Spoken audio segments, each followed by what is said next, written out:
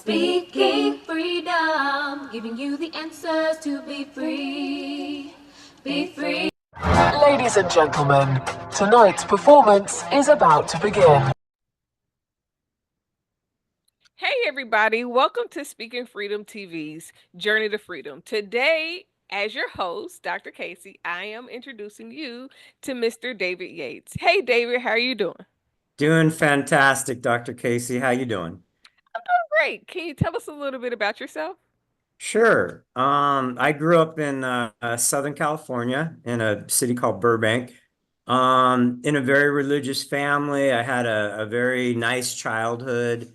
Graduated from high school, wanted to go to college after that. Didn't know what I wanted to do, but I did know that I wanted to serve a mission for my church, which I ended up doing at the age of 19. I got a call to serve in Costa Rica, Central America. And I had just finished my freshman year of college, and it was a life-changing experience, Dr. Kaci. It really set the foundation for the man that I've become today. That was a long time ago. That was 1988 to 1990. So you can get it kind of a feel if I was 19 back then, how old I am. But yeah, it was one of those life-changing experiences where it came at the perfect time in my life to kind of give me direction as to what I wanted to do. And what I really learned from the experience more than anything is that I have a love for teaching. I love to teach. That's my first love. When I finished my mission in 1990, I returned to college, got a bachelor's degree in Spanish with a minor in business. You know, I've always been kind of business minded, always interested in learning about business and how to provide for my future family. So, when I got back, I just took I still didn't know specifically what I wanted to do. At the time, I was a young man. I just wanted to be out of college, and start making money like most people, right? And so it's funny though, a quick story. My last year of college, I was like, I really started thinking like, oh, this is it. This is the end. I'm going to be in college for like one more year, less than a year. What am I going to do when I finish? I mean, this is a nice experience. I'm away from home. I'm, learning, meeting cool people, all these things. But I'm like, hey, reality is going to hit here pretty soon. So I sat down with a counselor and, based on what I had done up until then, and this is kind of a funny story because based upon what I had done up until then, because I told him, I said, I want to kind of, with my Spanish background and having lived in Costa Rica, I'd like to go into like international business or something like that. So of course the counselor suggested that I finish my degree in Spanish and that I get like 2 years of voluntary work, like at a international business type of company, and then come back and get my MBA, right? This is back, early 90s. And so I thought about that for a minute and I'm like, well, dang, that's another 4 years after college, 2 years of like voluntary, just working as an intern for, maybe an international company, and then 2 years for the MBA. Wow, that's another 4 years, and I might not even end up liking what I do, after that. And so I thought about it for a while, and I was like, well, maybe I should go into physical therapy. I was working out a lot at the time. I've always been very athletic, played all the sports in high school, and I'm like just, fascinated with the body. And so I'm like, let's go into physical therapy. And so I started taking some prerequisites for that Mhm. at this private university, Brigham Young University in Provo. Utah. And I can remember taking a physics class. And I had gotten good grades like in all of my classes up until then. I take this physics class, 100 level physics class. I had never taken physics before in my life. And so I take this class, I get a tutor, and even with a tutor, I got a D in the class. I didn't pass it. And I'm like, oh wow, maybe if I want to be a physical therapist, and this is one of the requirements, maybe I should just finish my degree in Spanish, which I'm good at, easy arts and letters type of thing, and just, take these prerequisites like at a junior college or somewhere where it's easier, down in California where I'm from. And so that's what I ended up doing. I just finished my degree in December 94, moved back to California where I'm from in 95, started taking prerequisites to become a physical therapist. And in the process of doing that, I was in a snowboarding accident here in Wrightwood, California, just snowboarding. I was going off a jump one day and I was about 15 feet in the air and I landed right on my butt. And the next day I was just in so much pain. I'm like, and I was living with my college roommate at the time. We had both graduated at the same time from BYU. He got a job with the Disney Channel where I grew up. Burbank is the entertainment capital of the world. You got all the studios down there. And I grew up. That's the city I grew up in.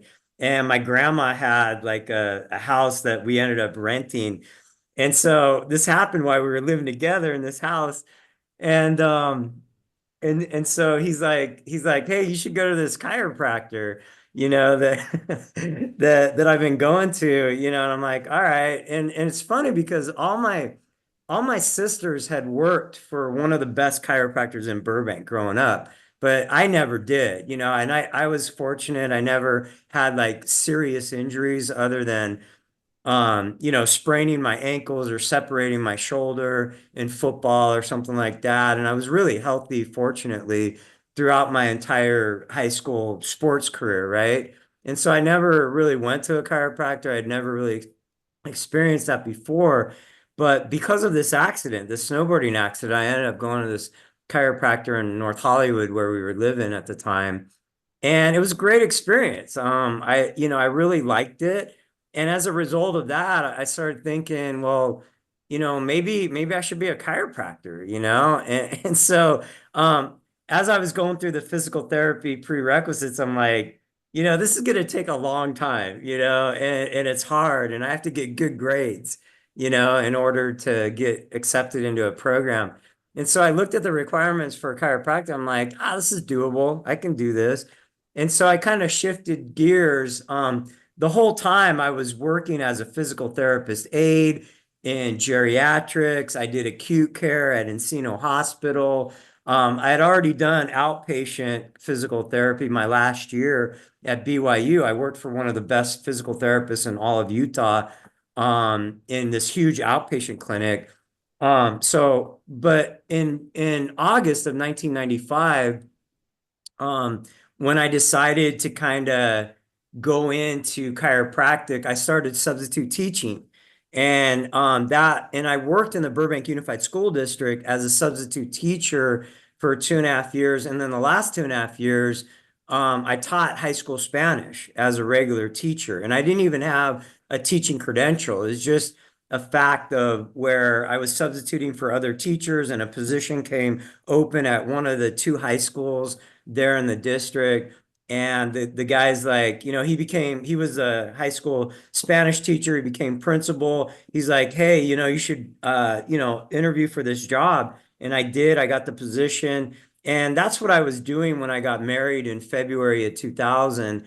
But I wasn't really thrilled with the public teaching system. And this is way back, in like the late 90s, early 2000. I didn't feel like I was being challenged as a Mhm. teacher. I didn't feel appreciated by the administration as a high school Spanish teacher where I was teaching. And Burbank Unified School District is a great district. And so, I was just like, oh wow, man, this is crazy. Maybe I should get, a higher education. And that all that was happening at the time when I was looking into becoming a chiropractor. So it kind of all led to me becoming a chiropractor, which I did. I went to Cleveland Chiropractic, Los Angeles, 2003 to 2007, got my doctorate in chiropractic, 2007. And during that time, I did a lot of marketing. I did a lot of grassroots community stuff. Like, was always out doing screenings, educating people about chiropractic and whatnot. And that was my part-time job. But when I actually finished school and I started working as a chiropractor, I started doing that same marketing for myself. But at this point, I had like a wife and three kids that all happened basically while I was getting my doctorate during those early 2000s and whatnot.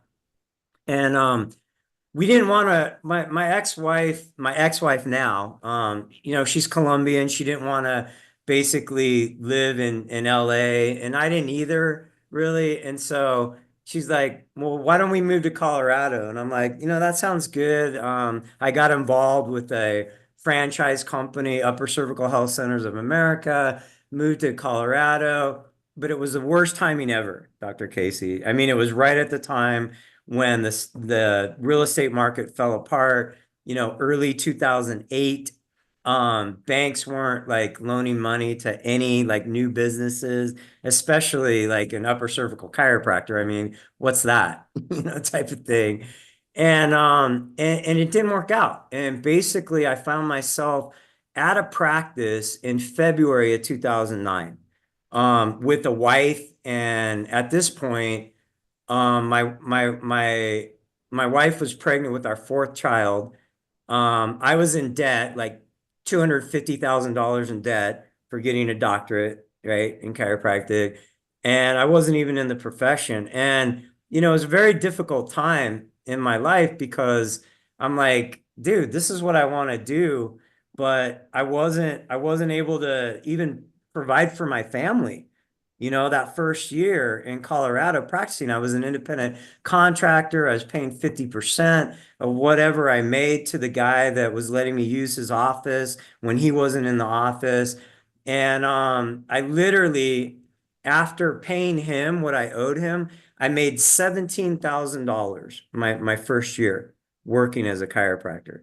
I mean, and I had a family of five, six on the way. That's below poverty level for somebody living in Colorado. And so I'm just like, oh my gosh, what's going on here? And so basically I got out. I started working for different companies, did some different things, but wanted to get back into practice, but realized that while I was getting my doctorate, I didn't really, I learned all the clinical knowledge and how to be a chiropractor, but I didn't learn how to run a business. And the franchise company was a franchise company. It wasn't a consulting firm. And so I talked to one of my old college buddies from chiropractic school. He was doing really well in Arcadia. And I'm like, dude, what did doing the same thing I was doing, upper cervical specific work and whatnot. And he's like, yeah, I just joined this consulting firm and I've done everything they told me to do. And, here I am, have a great practice. And that's what I wanted. And so I started looking into that consulting firm. And that led to me actually moving to Ohio and working as an associate with a doctor that was a coach for this consulting firm. That was in 2010 to 2013. It wasn't the technique that I wanted to do as a chiropractor, but it was in the same field, the same specialty. And him and I really just went out there to gain knowledge of how to run a practice. And that's what happened. I gained that knowledge. At the end of my 3-year contract, I didn't renew. Came back to LA, practiced with my mentor, doing the technique I wanted to. But once again, my family's growing. At this point, I had 5 children, not three. We had never bought a house. We were living in LA County. how can I afford a house for a seven, kind of thing. Money's always an issue, when you're struggling trying to raise a family and living again. So basically, long story short, we moved to Utah. I end up getting divorced. I end up getting out of the profession, and literally, my life has been horrible the last 6 years, since 2018, since my divorce. But life teaches you very important lessons, and I've learned a lot in the last 6 years that have basically brought me to where I am now. Hi, I'm Dr. Kaci, not your typical clinical doctor. I am an ordained minister, but not your typical minister. I am also a certified life coach, love coach, sex coach, solution focused coach, transformation coach, and more. I have a whole lot of information that I would like to help you grow with. And I hope that soon I can help you be the best you that you can be. Confidence, spirituality, and purpose. That's wholeness, complete. In a great situation here in Bakersfield. I work with a multidisciplinary clinic, an integrative clinic. We do regenerative medicine, we do chiropractic, we do physical therapy. We do it all. And I'm loving life. I'm seeing more patients than I ever did in any of my other experiences working with chiropractors. I have my 15-year-old daughter living with me now, which never was the case the last 6 years because in my divorce, um, you know, our agreement basically was that I could see the kids like every other weekend and this and that, but I didn't want to be in Utah. I did not want to stay in Utah. Um, Out of the 6 states that I've lived in, I just didn't get along with the people in Utah, right? Which is interesting because that's where I did my undergraduate work and whatnot. And the church headquarters is there in Utah.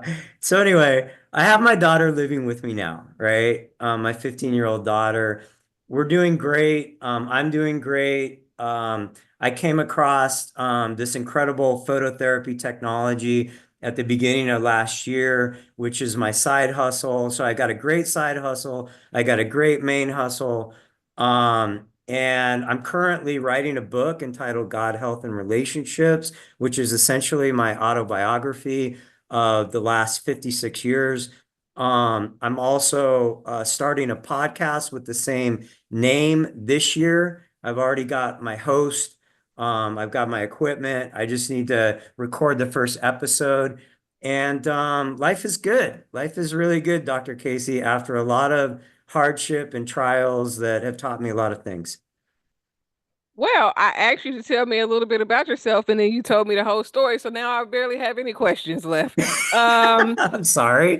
let me see. What can I ask you? What is the hardest thing, or the hardest challenge that you had to overcome throughout the duration of, the story that you've told us? So the hardest thing by far was because see, my passion is helping people. So Um, what do you do right now? You I, are, I work as an upper cervical specific chiropractor in this multidisciplinary clinic, this regenerative medicine chiropractic clinic called Invista Medical, here in Bakersfield, California. I'm not doing exactly the same technique that I did because see, people, and yeah, this is something that we talk. so you're a chiropractor right now, and then what did you say your side hustle was? It's with a company called LifeWave. They've produced phototherapy technology in the form of patches that I just find fascinating. But both these fields, both chiropractic and regenerative medicine, there's a lot of different things that you can do in Like for instance, most people don't realize that number one, chiropractors are doctors. Okay, we're licensed as primary care physicians. We have the same education as a medical doctor, but we approach a patient differently. We don't prescribe medications.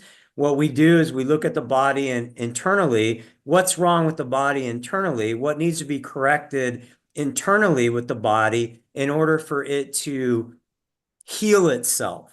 Okay.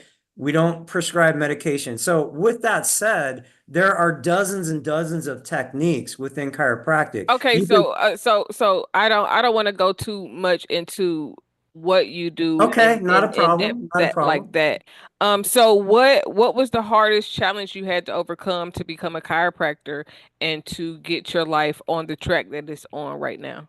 Yeah, just being rejected as a doctor and not being respected as a primary care physician for the last 20 years. Because like I said, since about 2004, I've known specifically what I wanted to do as a doctor. And it literally took me 20 years from 2004 to, to 2024 to find the right fit for me as a doctor, where I really feel that I'm making a difference as a doctor. Because So what did those you do to overcome that challenge? go through a lot of hell, go through a lot of rejection, So how working did with you get through the rejection and what you describe as hell? God, trusting in I God. mean, so you trusted in God. God gave you what steps to take to carry out in order to reach to get past the things that you said was hard to conquer. Because God, you can trust in God, but God gives you things to do in order to overcome whatever you're facing.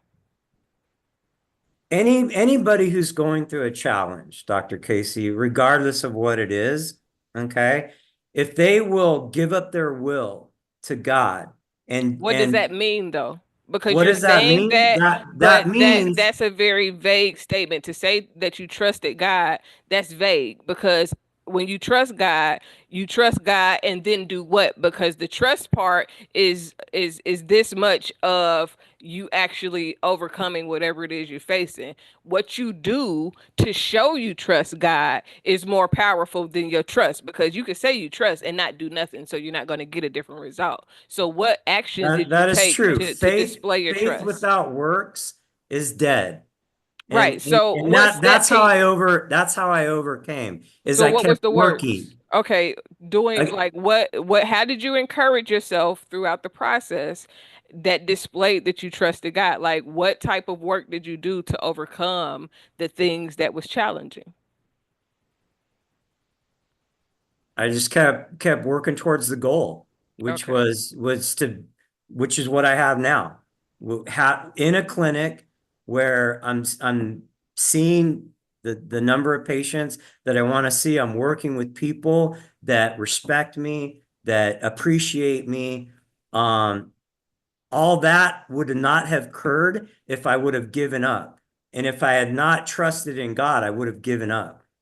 When people lose faith, see, our trials in life, Dr. Casey, either break our faith or they strengthen it. Everything that I went through, I didn't even mention I lived in Costa Rica for 2.5 years You while I was did. down You there. mentioned it. No, I'm talking, that was back in 88 through 90 when I was a missionary. Okay. I moved back to Costa Rica in April of 2021. Okay. With the purpose of finding a wife and starting a practice, a chiropractic practice in Costa Rica. Okay. During that time, I hit the lowest of lows. I once went 3 days without eating anything because I had no money and no food. Okay. But because I trusted in God, He provided, and He's now provided me with everything I've wanted. The clinic that I work out is exactly what I wanted the last 20 years. The last 6 years I wanted to raise my children and haven't been able to raise any of them. My oldest son ran away. He's in prison right now. My two oldest daughters don't really respect me as their father. And then I have two younger daughters, and one of those younger daughters is actually living with me because she was running away. She wasn't doing well. That just happened in October of this last year. And she's doing great now. and I'm able to raise her. So, all these things came across because I didn't lose faith. Okay. I kept pushing. I didn't give up. I kept trusting in the Lord that He would deliver, and He is delivered. Okay, so how has the struggles that you face changed you as a person? I've always been this way. It's just made me stronger. It's made a good person better. I've always been this way. I mean, that's why, that's why I went on a mission. What 19-year-old boy gives up, money, going to school, having a girlfriend? What young man at the age of 19 does that and I mean, I dedicates two years of his life, 12 hours a day, 7 days a week, 365 days a year for 2 years straight without making any money, without, just here, God, this is for you because I love you. Okay. What 19-year-old boy does that? I mean, I joined the army at 17, so I don't know the type of people that you know, but the people that I know, they all started around that age and started doing different things in order to be better people. So I know a lot of people that's around 18, 19 that do different things in order to grow their relationship with God and start their journey on to success. Um, I know a lot. I'm Yeah, sorry. but going in the military is a lot different from what I did in Costa Rica. A lot different, Dr. Okay. Kate. If there was one thing that you could change about your story, what would it be? There's one thing. That's a good question, Dr. Casey. If there was one thing I could, you know what? I I wouldn't change anything about it because if things didn't happen the way that they did and I didn't react and respond in the way that I did, I don't think I would be where I am right now. And that's where the trust in God comes. Most people say that they have faith in God. They say that they trust in God, but it's the actions that count, you know? Are you remaining faithful to him? Are you obeying his commandments? Are you seeking his guidance in prayer? Do you have the Holy Ghost with you where you can actually receive personal revelation from him and identify it as such? Most people can't do that. And so I wouldn't change anything. I wouldn't change anything, Dr. Casey. If there was any advice that you could give someone that may need help or just maybe praying for answers, what would that advice be? Get yourself right first. A lot of people these days live in anxiety, they live in fear.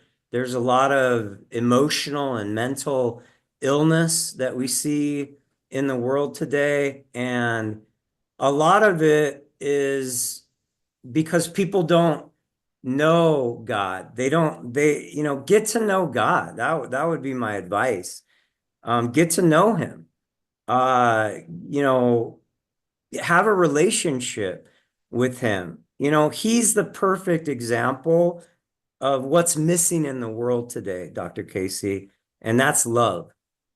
We cannot comprehend the love that God has for us.